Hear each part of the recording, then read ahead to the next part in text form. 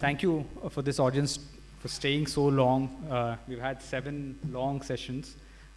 Very disruptive, innovative ideas have come to the fore today.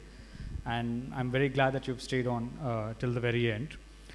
We deliberately designed this panel because we've had a very intensive set of panels, 6 prior panels on economic issues facing India.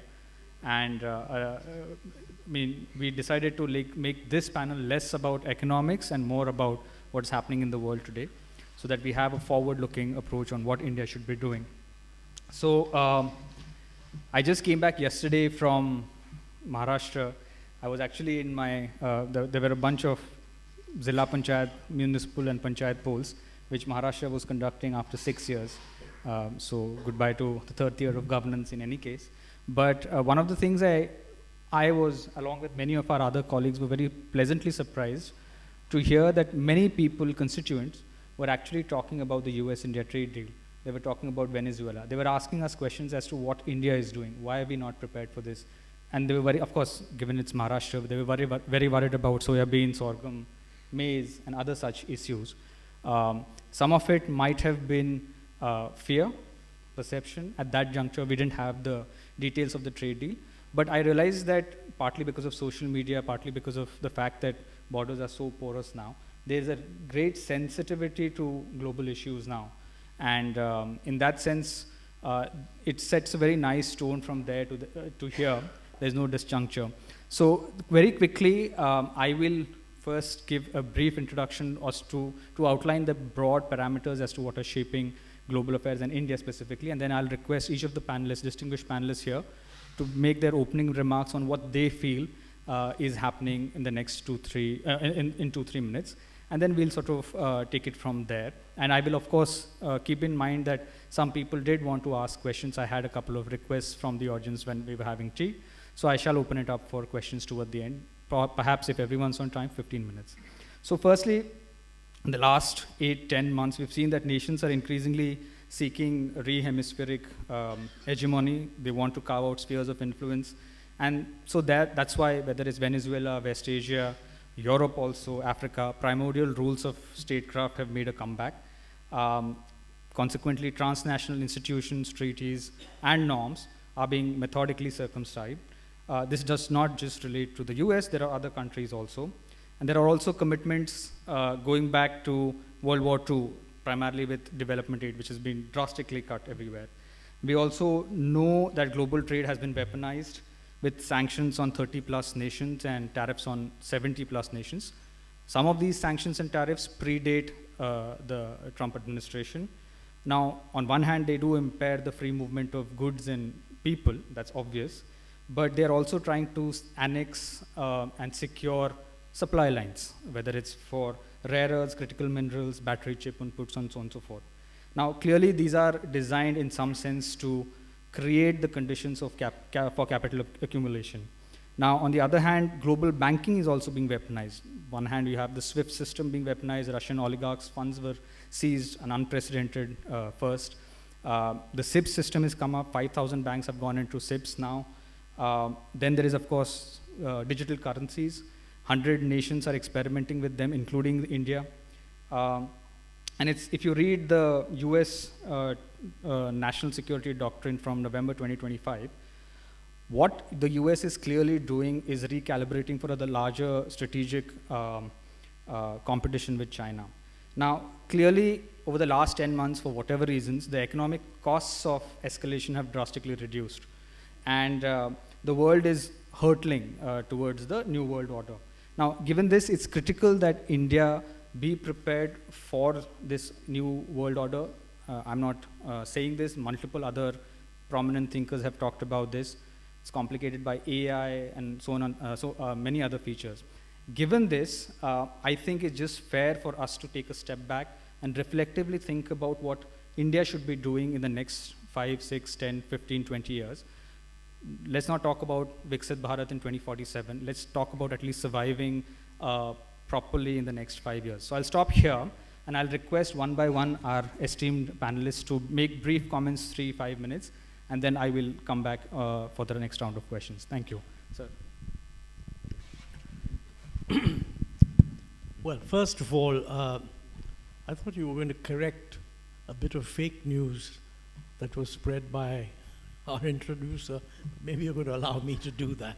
I just want to say that I was described as being some sort of a fellow at the Stern School of Business. Just want to clarify that, that was for one term in 2015. I've had no connection with the Stern School of Business. So in that sense, I don't really speak for the US in a knowledgeable way about the US university system. Jayati is better placed to do that. So I just want to make that clear. I'm not sure where this information, Jayati tells me that it probably picked up from an old Wikipedia, but it tells you the danger of the world of digital connectivity. No, but I must compliment you on, putting out the position very nicely and very clearly. It is true that the old assumption that, there was a kind of a global consensus that the world is moving towards globalization is being rethought. That's correct. By the way, it was never anybody's thought that the old assumption was a rule-based system.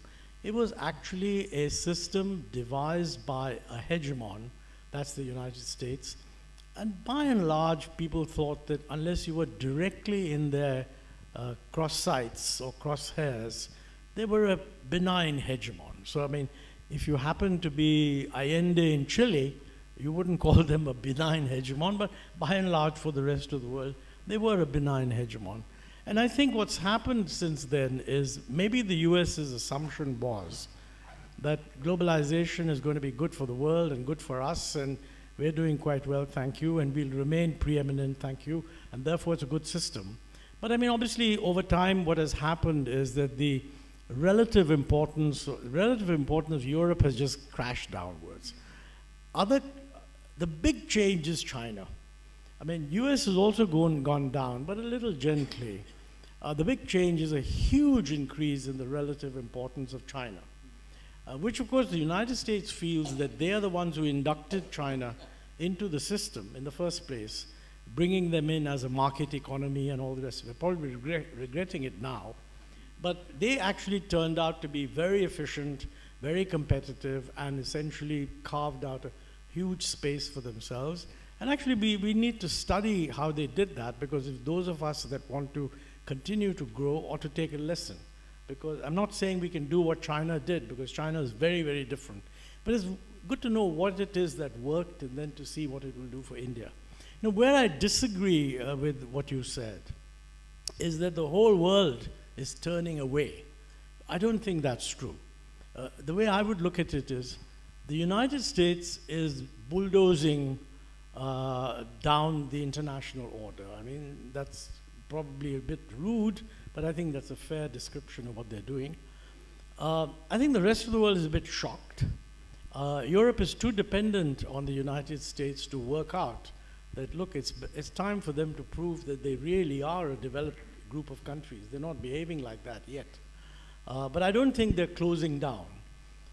Yes, there's a concern about strategic vulnerability. That even we have, because the truth of the matter is that, if no product is strategically important, and if every product has a substitute, there's nothing wrong with globalization. If somebody chokes off something, there's a substitute available.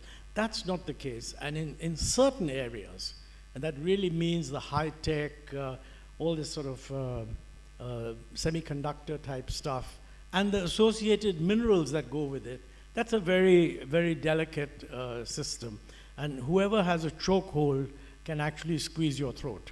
Now, give credit to the Chinese that 20 years ago, they worked out that this is going to happen, and they have developed a pretty dominant position in these areas, controlling 90% of the capacity for solar cells and all kinds of other things, and are catching up with the Americans on the high-end chips also, okay?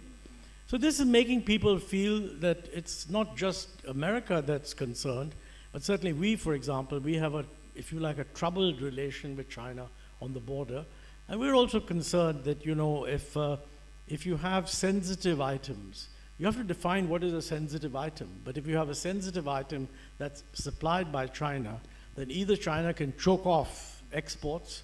Choking off exports is not against world trade, you just choke it off. Or they can actually interfere from external positions to take control of whatever the system is. And clearly, if you don't have a trusted trade partner in that sense, you don't want that. So you have to do something. That's not the same thing as saying everybody's against globalization. I mean, wherever the product is not sensitive, I don't think that countries are turning away from globalization. So the question is, what should India do?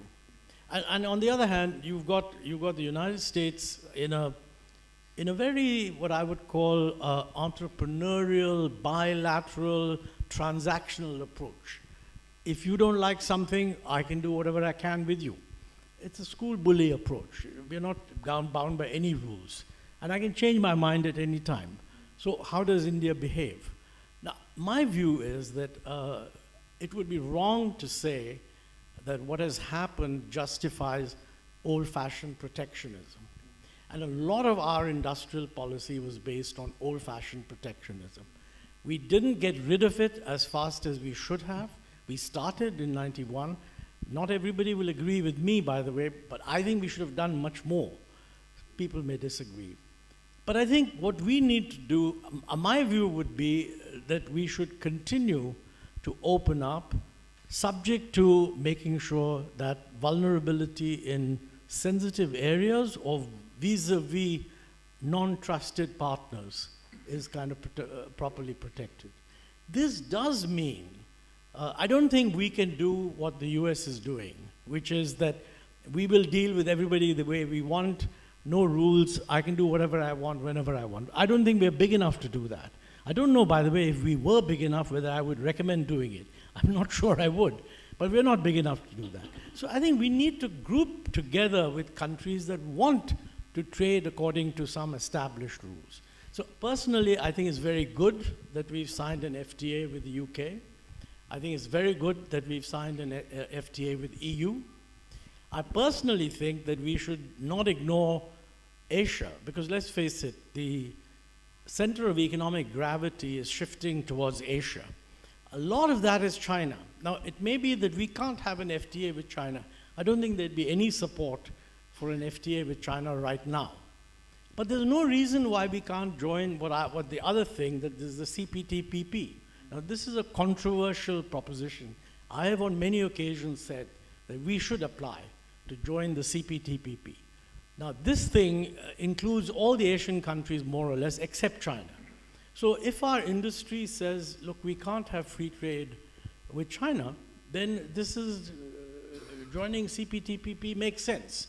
It will convey to every other country that whatever you may think that the US is doing, and you may or may not like it, depending on whether you're on the right side, it's wrong to think that India is a tariff king.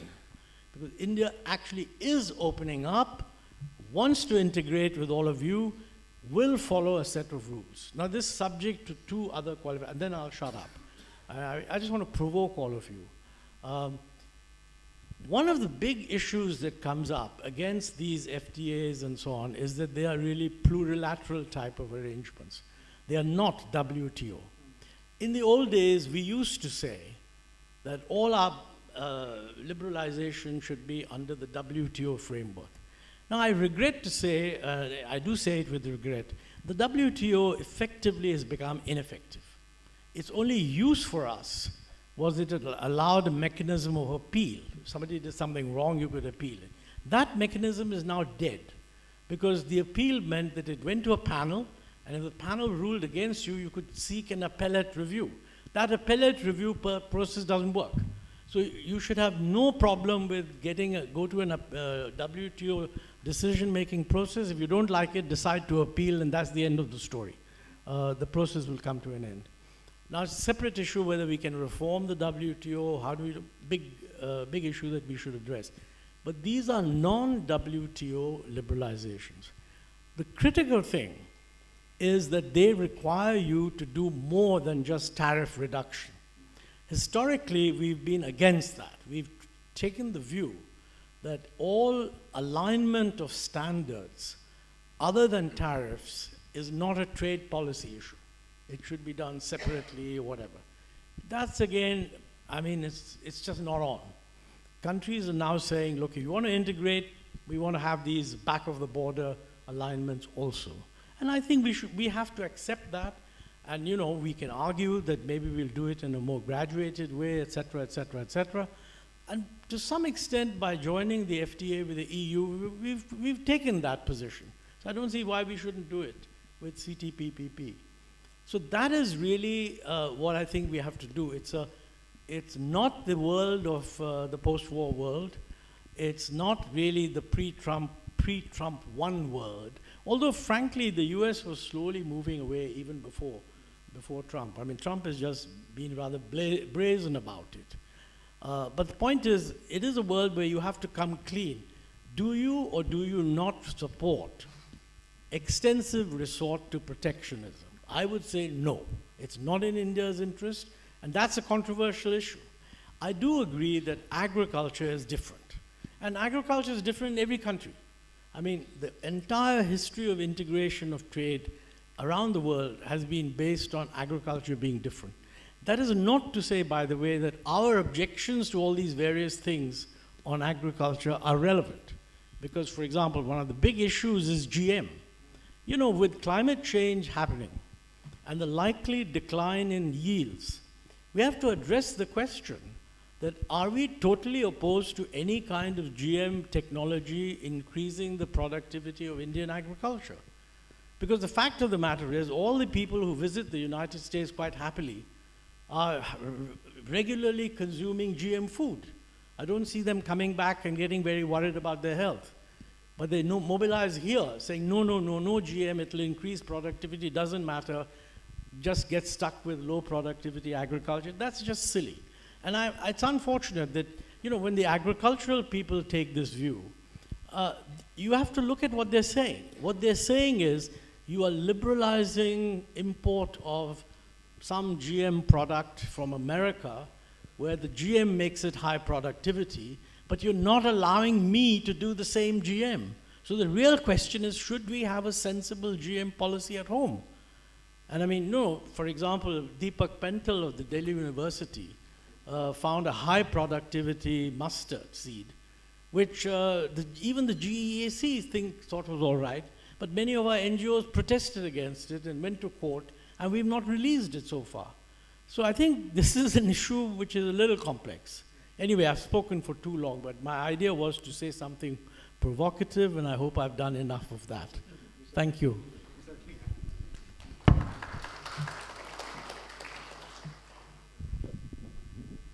Wow. Okay, let me begin with something Bontek said about China, that, you know, we really have to learn from China what it did and how it got to where it got. And I think I completely agree. And I think what's interesting about the Chinese experience, quite apart from the institutional structure and all of that, which obviously everybody knows was different, is that it was very strategic about trade. It saw trade and industrial policy and innovation policy, actually, as all elements of the same broader policy. The government had a long-term vision, and that vision was to actually gradually move up value chains, beginning with lower value-added products and then eventually move, which meant that it protected particular sectors continuously. And in fact, even today, it still protects some sectors. At the same time, it exposed them to global competition. And I think it's that ability to discipline capital, both state capital and private capital, which was a critical feature of all of the successful, you know, the Japan, Korea, etc. cases. All of them were able to discipline private capital. We were not, at any point, including in our so-called, you know, planned regime. We didn't, and we didn't do it afterwards either. But because we were not strategic in our opening up, this is my feeling, and I think there would be disagreement in this, but because we were not strategic in our opening, that opening did not deliver what it was supposed to deliver, I feel. I mean, it should have supposedly delivered us an economy that would be able to export a whole bunch of labor-intensive goods, while it actually got the benefit of imports and access to knowledge from the rest of the world that would enable it to move up the global value chain, which is what was promised. That did not happen.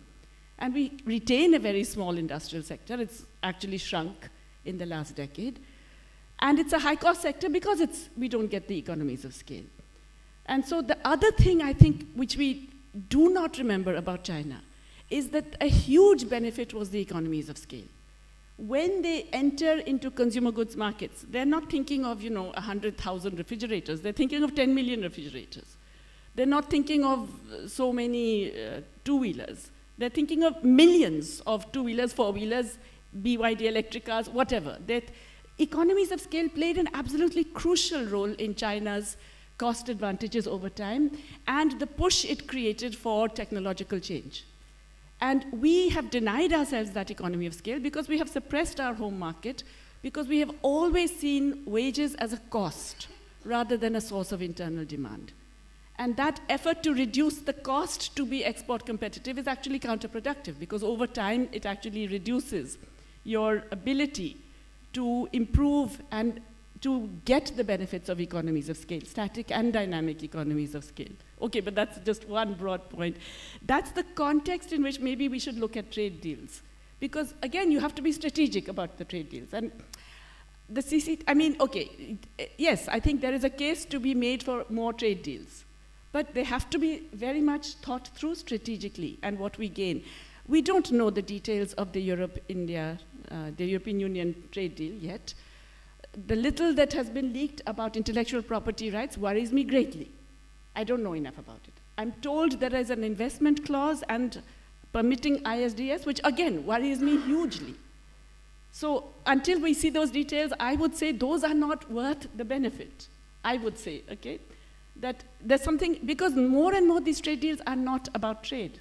They are really about other kinds of power given to capital vis-a-vis all other stakeholders in the economy. And that's a concern. And that also affects your ability to do your own growth project, your own development project over time. Which brings me to the US deal, which again, we don't know the details, but the little that has been released it's beyond alarming. I don't know what to say. I mean, I can see no economic justification for doing any of the promises or what intentions or et cetera that have been announced. I don't know, Montague, whether you agree, but I see zero economic justification for any of those, especially when you're granting all of that only to the US. It is likely that the US will also demand special treatment for its corporations, which it has insisted on in the EU, that you cannot tax our digital companies, you cannot do this, you cannot do that, all of those things, because they've got that in other countries, they're going to insist, and we have shown that we're willing to comply. And the only thing I can think of is that there is, maybe Salman will have some idea, that there's some geopolitical reason, or there's some domestic political economy reason, or there's some concern that certain industrialists will be in trouble in the US. I mean, I really cannot think of an economic reason otherwise. I just can't.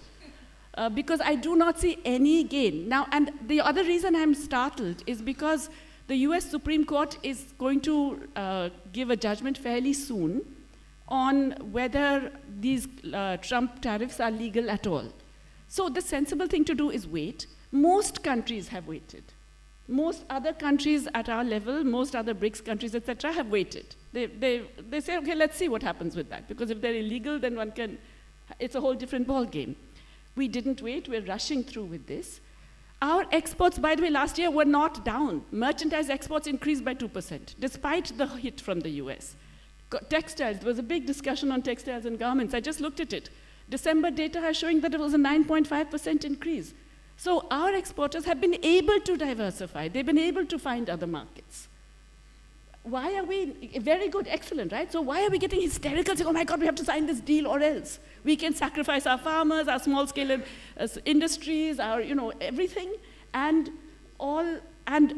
have enormous, what are those things called, servers, drinking our water and, destroying our soil and guzzling electricity for data that is going to be collected for US corporations. I mean, I don't get it. I absolutely don't understand it. So my concern is that, number one, we did not have a proper industrial strategy that was aligned with trade, and along with that, we didn't have an innovation policy. It's not that we can't have them, we chose not to, and I think we should now think of having them. Number two, that the current way in which we're approaching trade negotiations suggests weakness rather than strength. And if you're dealing with a bully, the worst thing you can do is show weakness, because that brings forth worse strength. And thirdly, therefore, that, our approach to geopolitics is therefore, I think, messed up. And I think I don't have to say it, right? Everybody realizes it's messed up. We knew from after Operation Sindoor, that we didn't have a single friend in the world. But we also know that now economically. I've had BRICS leaders at G20 meetings saying, we don't understand India. We don't understand why they are so unwilling to cooperate on essential matters. We don't understand why they're even unwilling to come to some meetings because they are worried that the US will notice.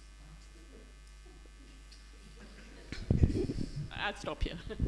Salman sir, your comments.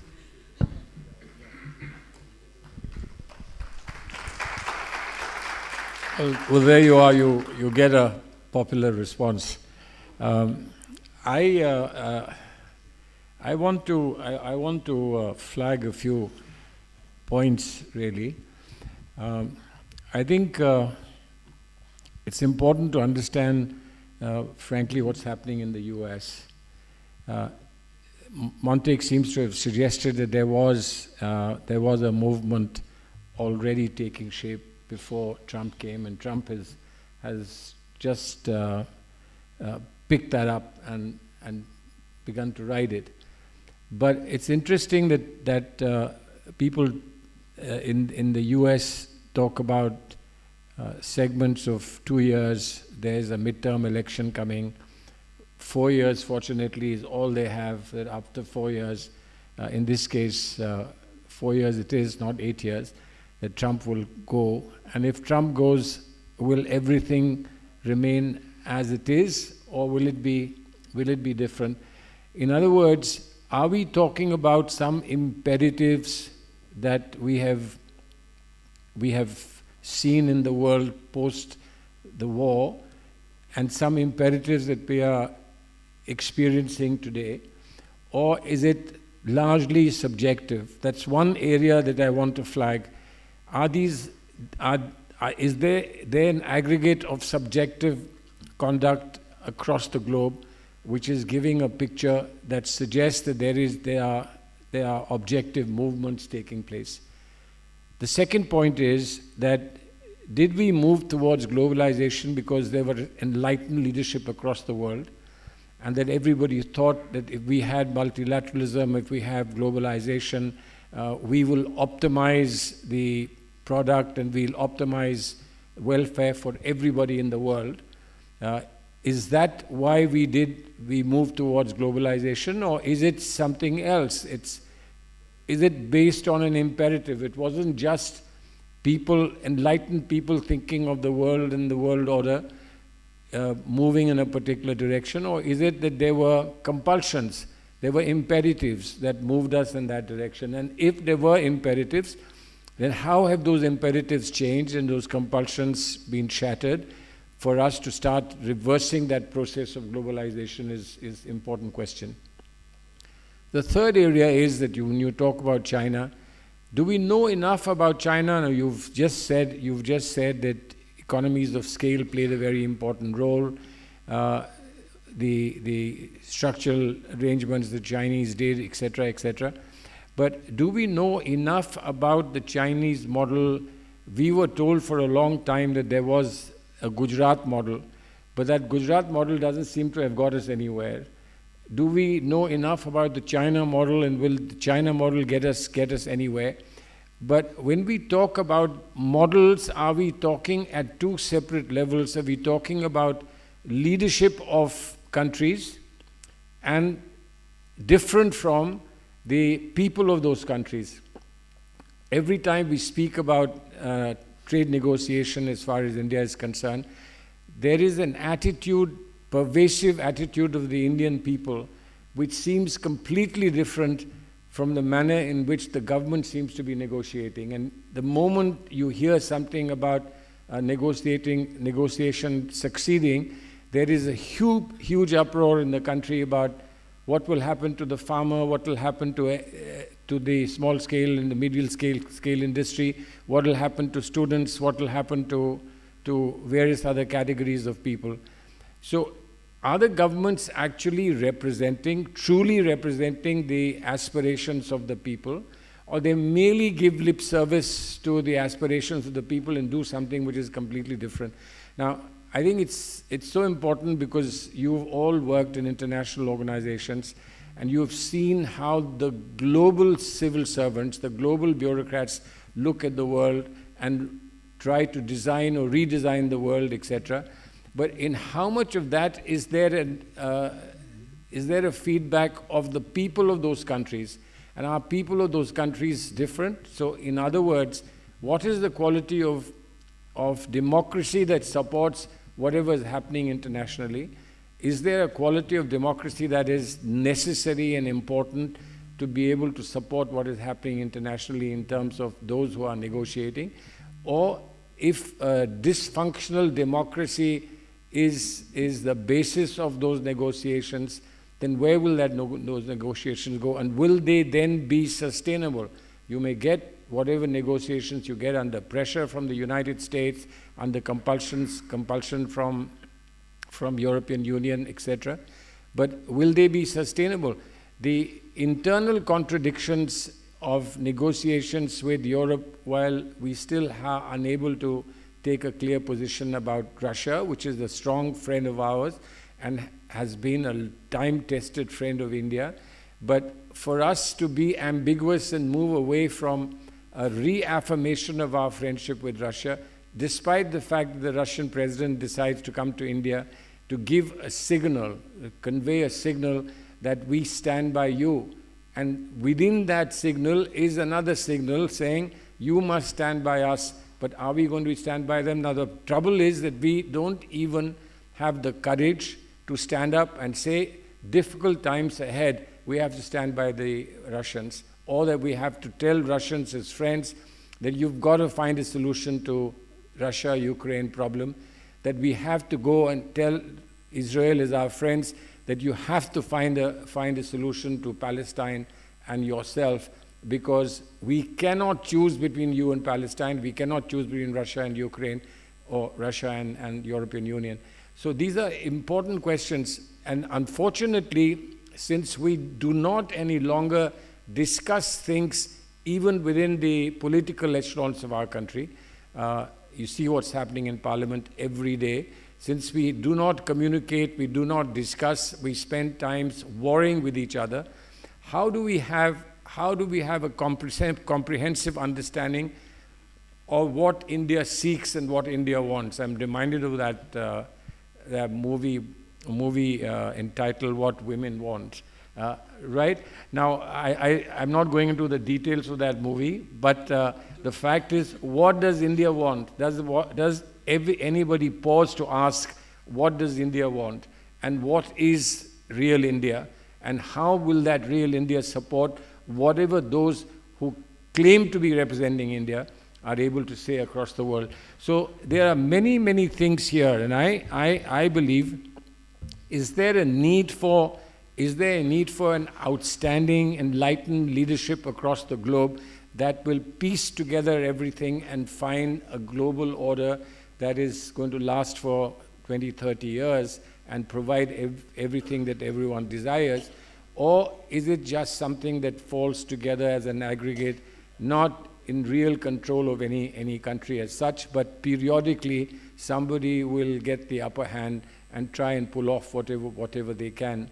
And lastly, when these negotiations are done, do we really get to know that and are then therefore able to take an informed decision about the consequences of each of those decisions, about how we plan our own domestic finances?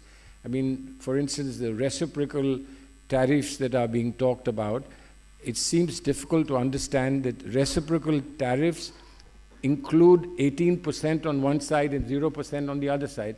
I thought reciprocal means that you have the same thing on both sides. But here it seems 18 and 0 are reciprocal. So what would 18 and 18 be if 18 and 0 are reciprocal? I mean, that's only the economists can tell me that. But the other thing is that if we are really going to be at 0% tariff, then where are you going to get money to balance your budgets? It's where will the money come? Doesn't a percentage of the revenue of the budget come from import costs, etc.?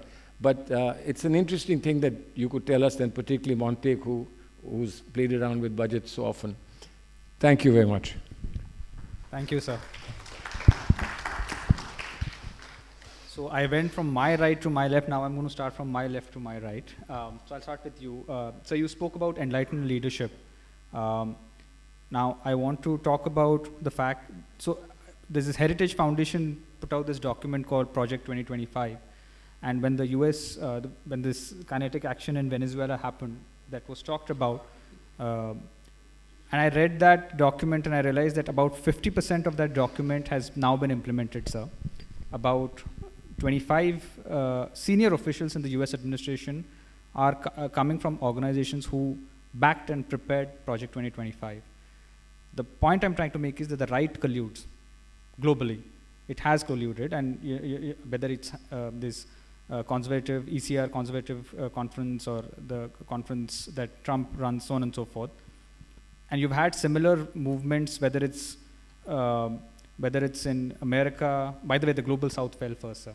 So all of these countries have had what is called now been recognized as a right-wing upsurge populist autocrats, but they've been working according to a plan, right? In stark contrast, progressive leaders, quote-unquote progressive leaders, have sort of paved the way for the right with with bland mediocrities. It is the triumph of the mediocre. If you see what's happening in the UK right now, they are paving the way for reform to come in. If you see what happened, I mean, Lula, of course, is an exception. President Lula bounced back with Bolsonaro. But what's happening in Netherlands, Geert Wilders, what's happening in France, Marine Le Pen, what's happening in America, the Democrats, and what's happening in India. My point is that the right clearly seems to be far more organized, and they're very clearly dismantling the rules-based order. On the other hand, progressive forces don't seem to have the kind of leadership that at one time Nehru and Nasser and others championed. So starting with the political, then we'll go into the details. When you speak about enlightened leadership, what would you envisage progressive parties do to actually, there is no vision. Do we have a new economic deal for the world? Do we have a new political will, a new normative will? These are serious questions because I don't see an alternative right now. And this famous slogan that we say in India, Tina, there is no alternative. So is there a global alternative? Do we see, since you've been Foreign Affairs Minister, if you could reflect on this? Well, as a different question, difficult question, if one knew the answer, we wouldn't have to see the world in the manner in which it's being presented to us. But I think the fact remains, what the important thing is that we need to begin a global conversation. How does unique leadership emerge? It emerges from situations that can be described as revolutionary. It emerges from what can be described as a complete breakdown of constitutional government, and then the emergence of an alternative, whether it's right or left, etc.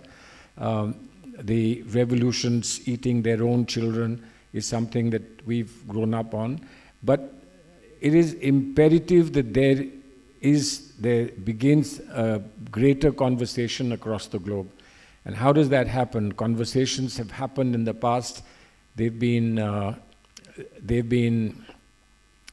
encouraged because of complete breakdown of the global order, because of war, because of violence, extensive violence across the globe, and then people sit down and begin conversations. And I think it's important that we begin a widespread conversation across the globe for people who are committed to and and have the capacity to work on an alternative, which is an improved version of the liberal world that we have cherished in the past. and whose failures have caused the emergence of the right.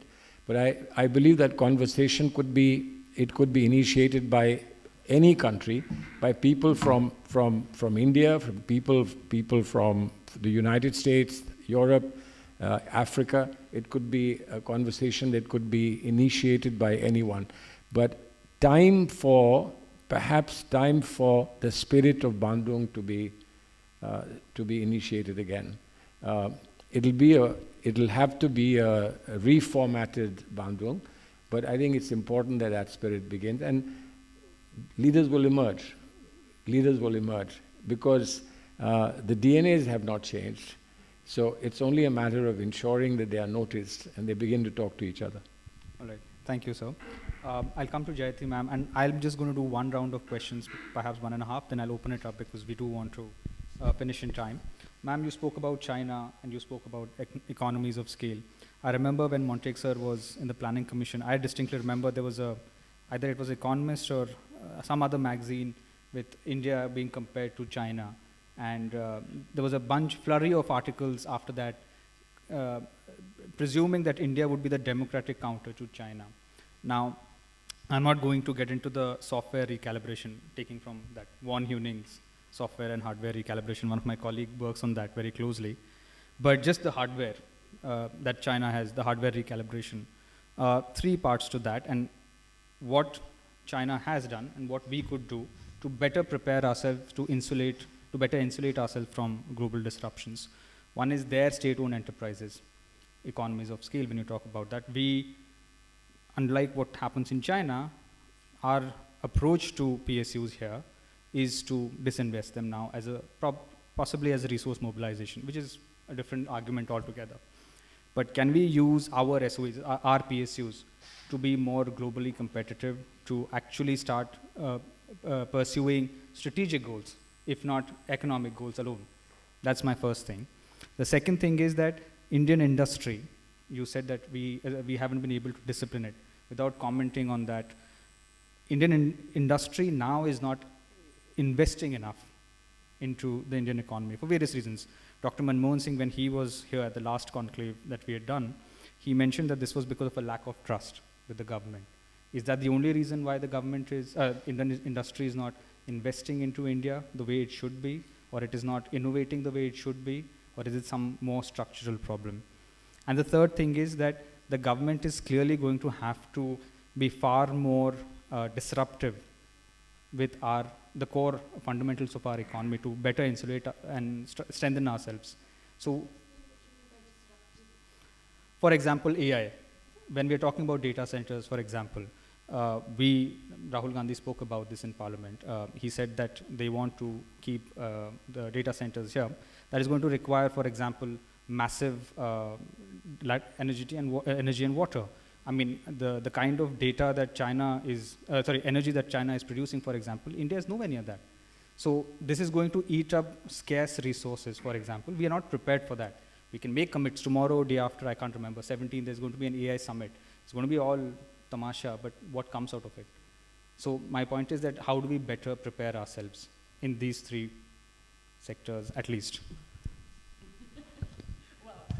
Yeah, very short and simple question. Let me begin with the middle one, because I'm suspecting that Montek is going to disagree, so we can at least get a different perspective on that. I think there is huge potential in being able to use state enterprises. But again, you have to give them reasonable autonomy and subject to them also to some discipline. And it can be done. So forget China, which has very different institutional conditions and is also an authoritarian government, which helps in that kind of thing, right? One would argue that is also the case. Yeah, but it's not in that sense very efficient in exercising that particular role. You look at Brazil, yeah, where not just the development bank, but a whole range of other industries were actually developed by the public sector. So I think there is a bunch of other places. I mean, it's this whole idea that public sector inherently is inefficient, I disagree with. I think there is huge potential, but it has to be done properly. That's the first point. And in a whole range of areas, you cannot do without it. especially in areas where there are all these, asymmetric information markets, I mean, in health and in education and so on, it's a bit of a disaster if you leave it all to the private sector. You have to have strong regulation, but you also really do have to have a very extensive public alternative, which is, again, then well administered, okay? And it can be done. There are many countries that have actually done it. So I would say that, giving up on that, and as you say, disinvesting and forcing everybody to take only market-oriented and private profit-oriented options is a mess. We've seen renationalization of a whole range of industries in Europe, for example. I mean, certainly the utilities, because it's a real disaster what has been happening in those. Okay, in that context, disruption. Now, you see, the thing about AI, I mean, I don't know enough about it. Really, I don't. But it's clearly very, very heavy capital intensive. And we have missed several boats, right? So now we're going to get on a very late boat. And I don't know how much catching up is required. I have no knowledge of this. But if we are going to get on that boat, we must at least be very clear what exactly we want it for in our economy. How are we going to use it? What are the costs of it compared to the benefits? I don't see the benefit of having just data servers in our economy. That gives us no benefit. It only gives us costs. But surely there are applications that are very critical. And if there are those applications, yes, okay, let's have data centers catering to our needs, rather than some multinational that is going to use that to sell it back to you. But I do believe with AI, the other thing, and I was talking to one of the young people working with you, Chirag, who's here somewhere. I mean, what we're not thinking about is what the massive change in AI is going to do to our own software sector, which we are seeing very comfortably as this big jewel that we've created and we can relax and it's always going. I mean, it could get wiped out by the recent changes, and the changes are very, very rapid, so it could happen even faster than we expect. And I don't see, forget planning, I don't see even awareness of this in the government. So I think these are challenges that are going to come at us whether we are ready for them or not. And I don't know what we are doing to be ready for them. Okay. Going back to the first, that brings me back to the exact phrasing of your question was broadly that? Why is Indian industry not investing? Oh, well, look, right now, why is Indian industry not investing? Because there's no market. I mean, come on. Consumption, rural consumption is whatever the consumption survey may tell us, is clearly not rising. All the, what are they called, high-frequency indicators that were brought in the economic survey tell us that consumption has not been growing. Mass consumption is growing way below the so-called rate of growth. Okay, I think 2- and 3-wheeler scooters, over a 6-year period, the sales have increased by 3%, is the number that I showed yesterday, this morning. So yeah, there's no demand. That's why they're not investing. And fair enough. I mean, you can't expect them to invest. So just giving a tax break, which is what they did in 2019, is hardly going to, then they just clean up their balance sheets. They're not going to actually go out and invest if they don't see the market. So the point then is to generate a market, and I go back to the point that, we keep forgetting the huge role played by improving wages, improving living standards for actually enabling even good capitalist development. You really need to have massive public provision which releases funds for buying the other stuff. In addition to improving quality of life and health and education and all that, it actually enables people to finance purchases of other things, which is what then gives you the incentive to invest for the private investors. Thank you, ma'am. The last question, well, the second last question, then I have one more for Salman sir. Montrick sir, yes. Montrick sir, taking from what ma'am said, I think the last industry question also, we would like to hear from you also as to what industry could be doing, why it is not doing more now. But along with that, I was also hoping you could also dwell a little bit on the Global South. Is it time for India and the Global South? I know there was a talk for a BRICS currency and BRICS bank and so on and so forth. But is it time, is it the right time for us to work collaboratively to create a sort of a new economic deal, issuing structural adjustments and so on and so forth? As you spoke about the CIPP and other things. I know we issued our CEP, which Dr. Manmohan Singh had in 2011 and 12 tried. But do you think the time is right for us to take the lead in creating an alternative economic model? Or maybe we work with, right now it's very reactionary. The US is doing something, China is doing something, and therefore some nations are sort of colluding, collaborating with each other, as you rightly pointed out, and I correct myself, that they are sort of reasserting the rules of the neoliberal world order. But is there something more that we could be doing differently? Actually, this whole discussion has been very fascinating to me, and also have to be a bit humble because, you know, I'm not actually defending a particular point of view, but I think somewhere in this discussion is the groping that the old order is gone. And what do we do? How many people in this audience have heard of Antonio Gramsci? Raise your hands. That's very impressive. Well, that is the most important thing about that quote. You know, the one that says that the old order is dead and the new one is not yet born. But the interesting thing is, then he then said, this is a time for monsters. So don't be surprised at what comes out. That doesn't mean that we shouldn't worry. We should worry. But it is difficult. It's a difficult thing. You know, on the issue of what the South, I think the South is a non-existent concept. Let's be clear, in my view.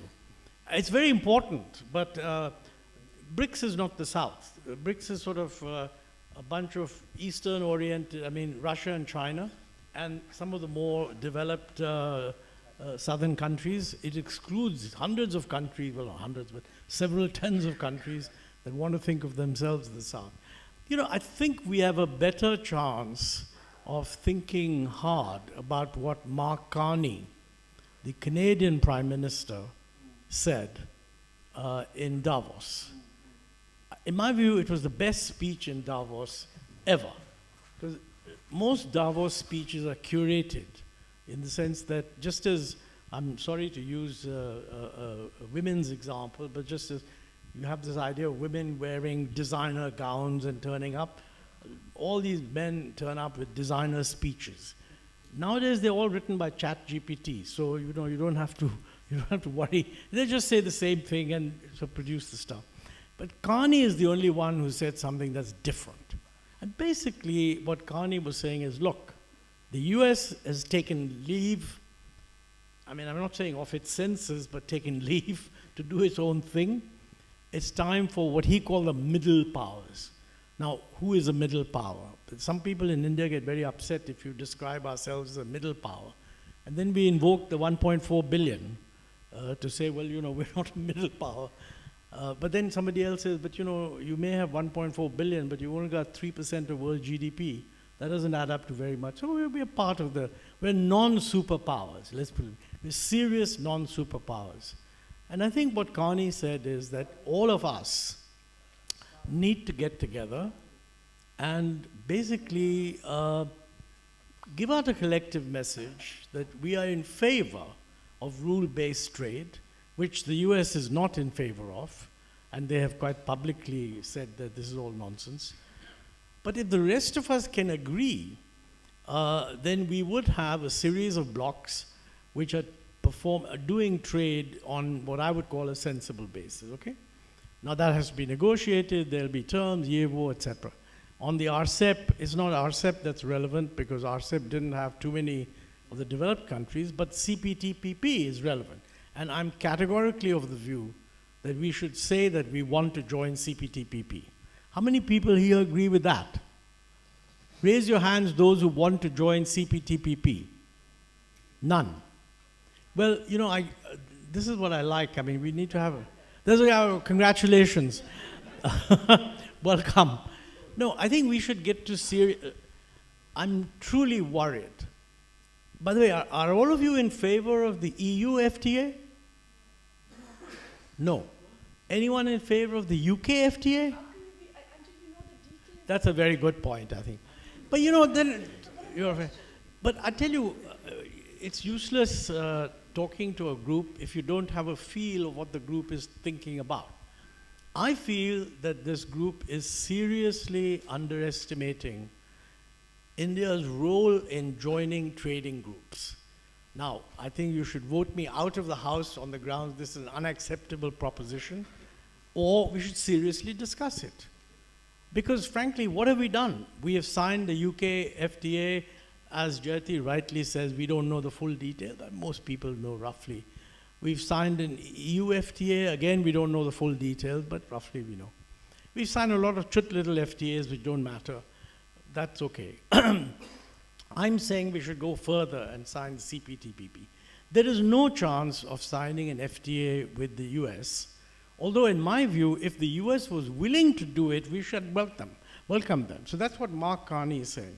Mark Carney is saying all those in this House who believe that we should operate an open trading system with rule-based trade, and by the way, you can make exceptions for agriculture. Agriculture, everybody wants to make. Come on this side of the House. Now, if Carney finds a large number of people on this side of the House, then he'll say it's very simple. What about the US? Well, each of us has to do whatever deal we can with the US. Because let's face it, the US is our largest trading partner. It's our largest market. And anybody who's selling to the US would not be happy with a situation where India chooses a course of action which causes the US president to clobber all the people selling into that market. Now, he's wrong to do that, and it's bad for America, et cetera, but he's the president, and he can do it. So therefore, it makes sense for us to say, look, let's work out a more permanent arrangement with the rest of the world, and let's do a deal with the US as best we can. And hope that when the US sees that the rest of the world is all on one side, they will also join. Let me say, I think Salman made this point. The deal that we are set to be signing with the US fundamentally violates the most favored nation treatment. Every other member of WTO could turn up in front of Piyush Goyal's office and say, you're giving zero duty to the United States, please give me zero duty also. They would be right to claim that, but Piyush is in a good position because he can say, well, for practical reasons, I can't do it. You want to lodge a complaint, do so. At the first stage, you will win. I will then appeal, and the appellate system is dead, and nothing will happen. So that's the factual position. So, what is it that we want? So, I mean, this is where you have to make up your mind. Was Mark Carney sensible or not sensible? If he was not sensible, then I'm not sure that anything I can say is going to persuade you. We need for that a much longer debate, going back to basics. If you think he was sensible, then I think we can have a discussion. And that's, I think, what this group has to decide. And don't confuse agriculture, because as I said, around the world, people are willing to make exceptions for agriculture. Let me add, by the way, the proposition that international trade is bad for Indian agriculture is fundamentally wrong. India exports much more than the agricultural imports it gets. So the fact of the matter is we have an agricultural export market also. And if you invite someone like Ashok Gulati, I strongly advise you do, because he's the great sort of exponent of why. I mean, he says Indian agriculture is being ruined by our own policies, not by exposure to world markets. And I agree with him, by the way. I mean, the subsidies that we are giving to Indian agriculture are totally dysfunctional.